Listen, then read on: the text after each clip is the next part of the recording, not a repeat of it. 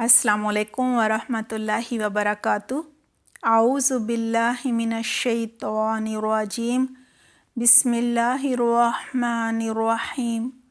رب اشرح لی صدری ویسر لی امری واحلل عقدۃ من لسانی یفقہوا قولی، رب زدنی علما، اللہم فقہنا فی الدین، آمین۔ پیارے بچوں، کیسے ہیں آپ؟ امید کرتی ہوں بالکل خیریت سے ہوں گے۔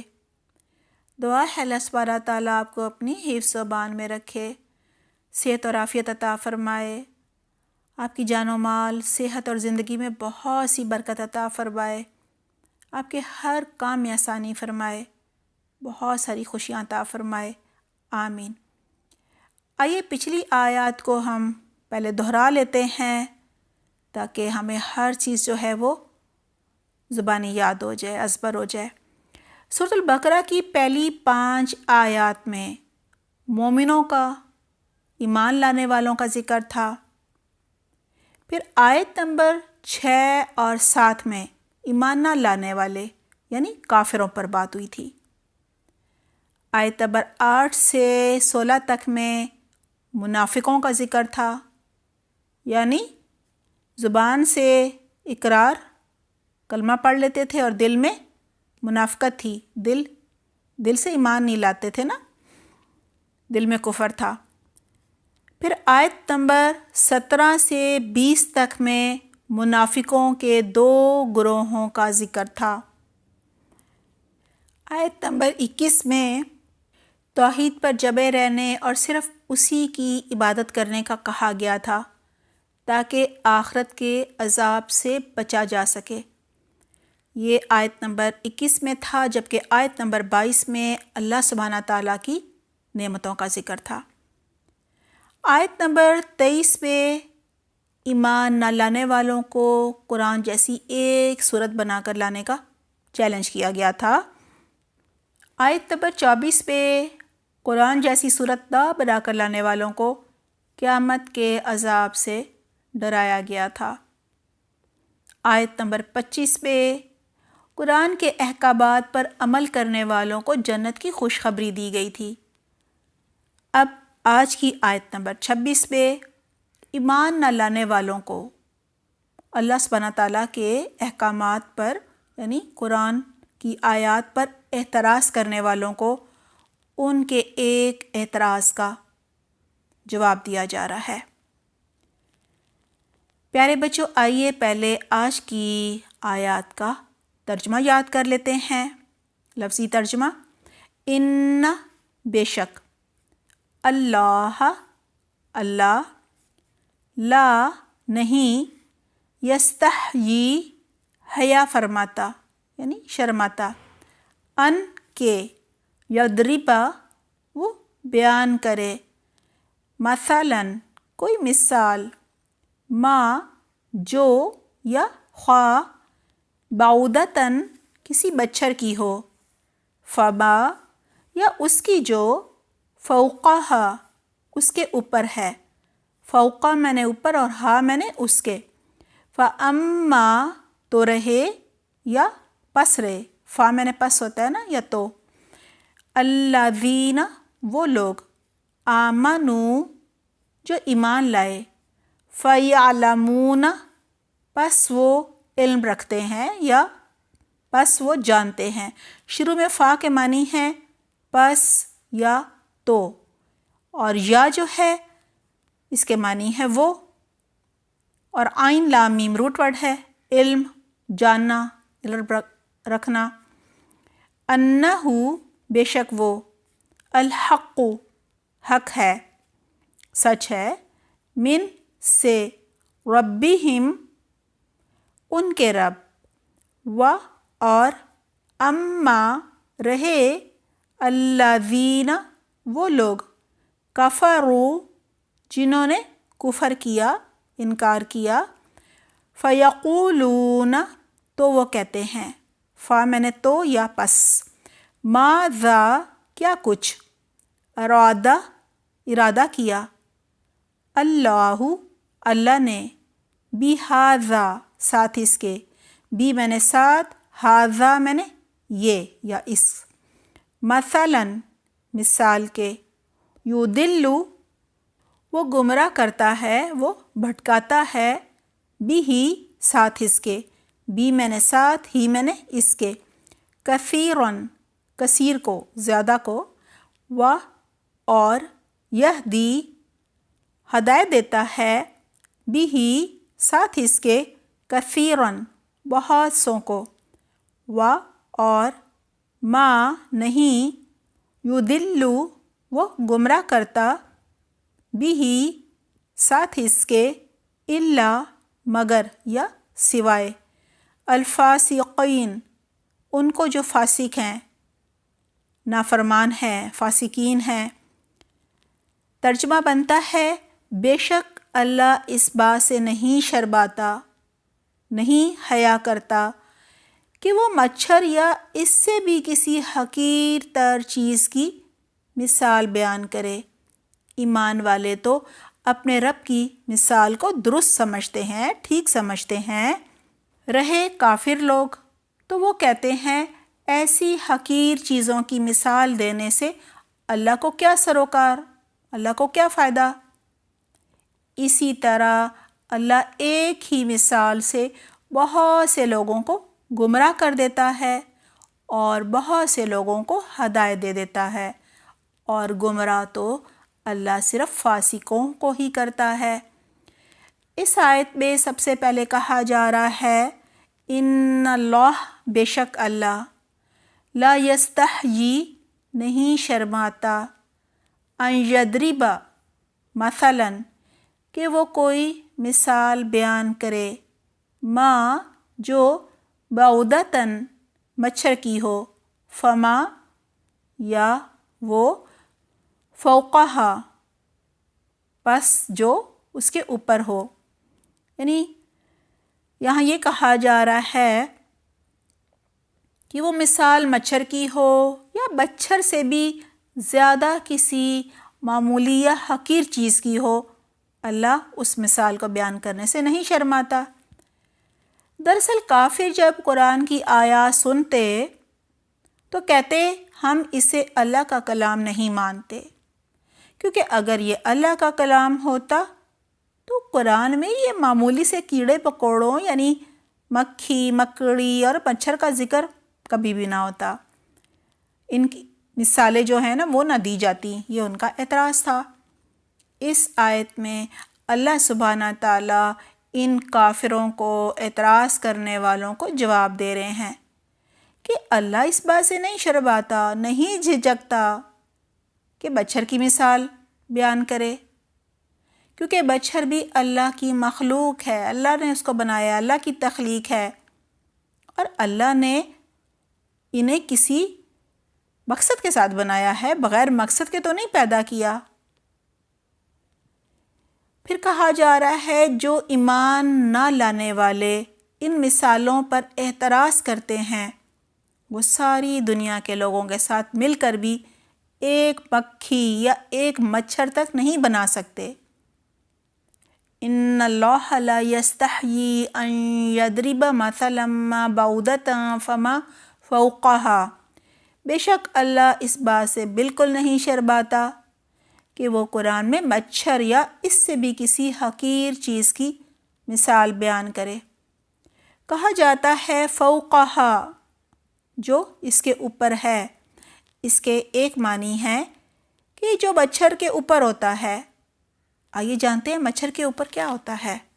جی سائنس سے پتہ چلتا ہے مچھر کے اوپر ایک پیراسائٹ ہوتا ہے جو اس کے پر کے اوپر چپکا رہتا ہے، یہ مچھر کے جسم سے خون چوس کر اپنا کھانا، اپنی خوراک حاصل کرتا ہے۔ اسے مچھر کی جوں کہتے ہیں، لوگوں کے سروں میں جوئیں پڑ جاتی ہیں نا، وہ والی جوں۔ فوقہا کے دوسرے معنی ہیں مچھر سے زیادہ بڑی چیز۔ مچھر سے بڑی چیزیں مکھی اور مکڑی ہیں، یہ سب اللہ کی مخلوق ہیں اور اللہ کے لیے سب پیاری ہیں، سب برابر ہیں۔ پھر کہا جا رہا ہے فَأَمَّا الَّذِينَ آمَنُوا فَيَعْلَمُونَ أَنَّهُ الْحَقُّ مِن رَبِّهِمْ، تو رہے وہ لوگ جو ایمان لائے، وہ جانتے ہیں کہ یہ مثال ان کے رب کی طرف سے ہے۔ یعنی ایمان لانے والے مسلمان خوب اچھی طرح جانتے ہیں کہ یہ قرآن اللہ کی طرف سے نازل ہوا ہے، اور جو بھی مثال قرآن میں ہوتی ہے وہ اللہ کی طرف سے ہوتی ہے۔ اللہ سبحانہ تعالیٰ نے قرآن میں مثالیں دے کر بات سمجھائی ہے، کیونکہ مثالوں سے بات جو ہے وہ زیادہ اچھی طرح سمجھ آتی ہے۔ یہی وجہ ہے کہ جو سچے مسلمان ہوتے ہیں، جو اللہ سے ڈرنے والے، تقوی رکھنے والے لوگ ہوتے ہیں، جو اللہ کو واقعی راضی کرنا چاہتے ہیں، اللہ سے محبت کرتے ہیں، جو ہدایت پانا چاہتے ہیں، یعنی جنت کے راستے پر چلنا چاہتے ہیں، اللہ کی بات سمجھنا چاہتے ہیں، انہیں اللہ دی گئی مثالوں سے خوب اچھی طرح بات سمجھا دیتا ہے۔ یعنی اللہ جو بھی مثالیں بیان کرتا ہے قرآن میں، وہ ان کو بہت اچھی طرح سمجھ آ جاتی ہیں۔ قرآن کی ایسی مثالیں پڑھ کر ان کا ایمان اور زیادہ بڑھ جاتا ہے، ان کی ہدایت مزید بڑھ جاتی ہے، وہ اور نیکیوں کے کام کرنے لگ جاتے ہیں، ان کو قرب الہی یعنی اللہ کی محبت حاصل ہو جاتی ہے، اللہ کی رضا حاصل ہو جاتی ہے، وہ اللہ کو راضی کرنے کے لیے بے چین ہو جاتے ہیں۔ اللہ کی محبت، اللہ کا تعارف، اللہ کی پہچان، ان سب میں اضافہ ہو جاتا ہے۔ الحمدللہ، اللہ سبحانہ تعالیٰ ہمارے ساتھ بھی یہ معاملہ کرے، ہمارے دل میں بھی قرآن سیکھنے کا شوق ڈال دے، اللہ کو راضی کرنے کا، اللہ سے محبت کرنے کا، اللہ کو خوش کرنے کا ہمارے اندر شوق پیدا ہو جائے۔ آمین۔ آئیے اب دیکھتے ہیں ان مثالوں کو پڑھ کر کافر کیا کہتے ہیں، یعنی جو ایمان نہیں لانا چاہتے وہ کیا حاصل کرتے ہیں، ان کے ساتھ کیا معاملہ ہوتا ہے۔ جی کہا جا رہا ہے وَأَمَّا الَّذِينَ كَفَرُوا فَيَقُولُونَ مَاذَا أَرَادَ اللَّهُ بِهَذَا مَثَلًا يُضِلُّ بِهِ كَثِيرًا، اور رہے وہ لوگ جو کافر ہیں، وہ کہتے ہیں ایسی مثالیں اللہ نے کس ارادے سے دی ہیں، یعنی کیا سروکار ہے اللہ کو، ایسی مثالیں قرآن میں دینے کا کیا فائدہ ہے، کیوں کہتے ہیں؟ جی کافر کیونکہ ایمان سے خالی ہوتے ہیں، ان کے دل میں ایمان نہیں ہوتا۔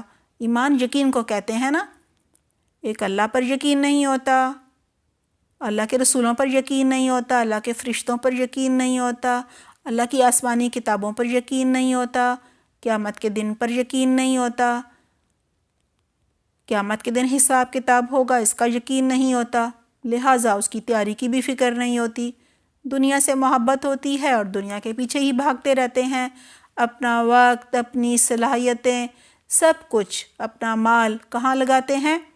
مزید دنیا بڑھانے میں، دنیا کا مال زیادہ حاصل کرنے میں، کیونکہ اللہ کو نہیں مانتے، رسول کو نہیں مانتے، اور نہ ہی قرآن پر یقین رکھتے ہیں، پھر پڑھتے بھی نہیں، کیونکہ وہ ایمان لانا ہی نہیں چاہتے، قرآن کو سمجھنا ہی نہیں چاہتے، ان پر یقین ہی نہیں ہوتا۔ یہی وجہ ہے کہ وہ قرآن پر اعتراضات کرتے ہیں، کہتے ہیں یہ اللہ کا کلام ہی نہیں، دیکھو کیا مثالیں دی ہوئی ہیں، ایسی مثالیں تو اللہ نہیں دے سکتا۔ وہ کہتے ہیں قرآن میں یہ کیوں ہے، وہ کیوں ہے۔ اعتراضات اس مقصد سے بھی کرتے تھے تاکہ دوسرے ایمان نہ لانے والے بھی شک میں پڑ جائیں، یعنی ایمان تو نہیں لائے ہوتے لیکن ارادہ کر رہے ہوتے ہیں نا، تو یہ ان کے ارادے کو کمزور کر دیتے ہیں تاکہ وہ ایمان نہ لائیں، اور جو ایمان لا چکے ہوتے ہیں یہ انہیں بھی شک میں ڈال دیتے ہیں تاکہ وہ بد دل ہو جائیں، ان کا دل خراب ہو جائے، بدظن ہو جائے اور دوبارہ کافر بن جائیں، مرتد ہو جائیں۔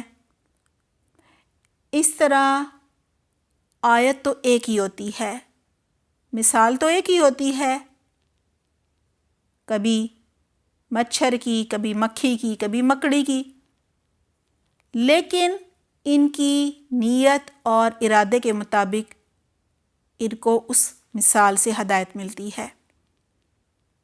اسی لیے کہا جا رہا ہے نا، یضل بہ کثیرا، یعنی جو ہدایت لینا ہی نہیں چاہتا، جس کی نیت خراب ہوتی ہے، جس کا ارادہ ہی نہیں ہوتا کہ اس کو قرآن پہ ایمان ہی نہیں ہوتا کہ وہ قرآن کو سمجھے، اللہ کی کتاب مانے اور اس پر عمل کرے، عمل بھی نہیں کرنا چاہتا نا، لہٰذا اسے کیا ملتا ہے ان مثالوں سے اور اس قرآن کی آیات سے اور قرآن کو پڑھنے سے؟ گمراہی، یعنی ہدایت کے راستے سے بھٹک جاتا ہے، جنت کے راستے سے دور چلا جاتا ہے، مزید گمراہ ہو جاتا ہے، گناہوں میں پڑ جاتا ہے۔ آئیے اب دیکھتے ہیں گمراہ کون ہوتے ہیں۔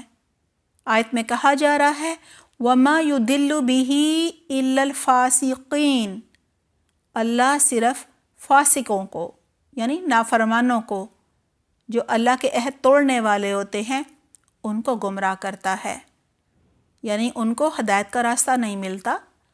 بچوں، ہدایت کا راستہ جنت میں جاتا ہے نا، تو وہ جنت کے راستے پر چلتے ہی نہیں۔ جو حد سے باہر نکلنے والے ہوتے ہیں نا، وہ فاسق ہوتے ہیں۔ فاسق فسق سے ہے، جس کے معنی ہے اللہ کی اطاعت سے، اللہ کی فرما برداری سے باہر نکل جانا، یعنی اللہ کی حدوں کو توڑنا، اللہ کے احکامات پر عمل نہ کرنا، اللہ کی بات نہ ماننا، اللہ کی عبادت نہ کرنا، نماز نہ پڑھنا، روزہ نہ رکھنا، قرآن نہ کھولنا، اس کو نہ سمجھنا، تلاوت نہ کرنا، ترجمہ نہ سیکھنا، پھر عمل نہ کرنا۔ یہ کون ہوتے ہیں؟ جی کافر۔ اسی لیے کہا جا رہا ہے کافر کو، فاسق کو اللہ گمراہ کر دیتا ہے۔ اللہ کو ان سے کوئی دشمنی نہیں ہوتی، کیونکہ وہ گمراہی لینا چاہتے ہیں، کیونکہ وہ ہدایت پانا نہیں چاہتے۔ ہدایت تو قرآن سے ملنی تھی، وہ قرآن کو پڑھنا ہی نہیں چاہتے، سمجھنا ہی نہیں چاہتے، ایمان لانے کی نہ ان کی نیت ہوتی ہے، نہ ارادہ ہوتا ہے، نہ عمل کرنا چاہتے ہیں۔ اللہ بہت غیرت مند ہے، یعنی غیور ہے، دنیا کی ساری نعمتیں، مال و دولت، اولاد وغیرہ سب کو دیتا ہے، ہر ایک کو دیتا ہے، کوئی مانگے یا نہ مانگے، لیکن ہدایت کے راستے اسی کے لیے کھولتا ہے اللہ جو ہدایت پانا چاہتا ہے، جو قرآن کو پڑھنا چاہتا ہے، سیکھنا چاہتا ہے، عمل کرنا چاہتا ہے۔ دعا ہے اللہ سبحانہ تعالیٰ ہمیں قرآن کو بہترین طریقے سے سیکھنے، سمجھنے، عمل کرنے اور دوسروں تک پہنچانے والا بنائے، ہمارے لیے ہدایت کے راستے کھولے، ہمیں اس کی بہترین توفیق عطا فرمائے، آمین۔ سبحانک اللہم و بحمدک، نشہد ان لا الہ الا انت، نستغفرک و نتوب الیک۔ والسلام علیکم ورحمۃ اللہ وبرکاتہ۔